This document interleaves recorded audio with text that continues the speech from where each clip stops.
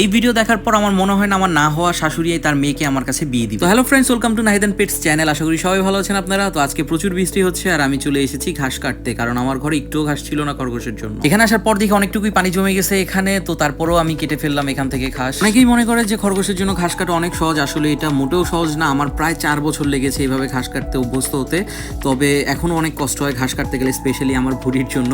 তো এখানে দেখতে পাচ্ছেন প্রত্যেকটা ঘাস কচি, যেহেতু রিসেন্টলি নতুন বৃষ্টি হয়েছে আর এই বৃষ্টির কারণে হচ্ছে নতুন করে ঘাসগুলো আবার বড় হওয়া শুরু করেছে। তো আজকে এই কচি ঘাসগুলো দেখলে আমার খরগোশরা মারাত্মক পরিমাণ খুশি হবে। যেহেতু এটা রাস্তার সাথে ছিল, এর মাঝখানে রাস্তা দিয়ে অনেকগুলো মেয়ে যাচ্ছিল বোরখা পরা এবং হাসতেছিল আমার ঘাস কাটার স্টাইল দেখে। অ্যাকচুয়ালি এখনও আমি পুরো কৃষকের মতো অভ্যস্ত হইতে পারি নাই, তো নিজের কাছে একটু লজ্জা লাগলো। পরে ভাবলাম ধুর ছাই, এদের হাসিতে আমার কি যায় আসে, আমার খরগোশ সবার আগে।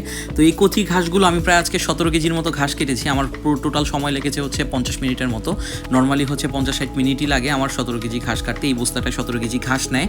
তো এইভাবেই হচ্ছে ঘাসগুলো নেওয়ার পরে হচ্ছে একটা রিক্সা নিয়ে বাসায় চলে আসি। কিন্তু প্রবলেম হচ্ছে এই ভিজার কারণে আমার এখন প্রচুর পরিমাণ জ্বর আসতেছে, কারণ আমার শরীর অলরেডি পুরোপুরি ভিজা ছিল বৃষ্টির পানি, পায়ের নিচের পানি এবং ঘামের।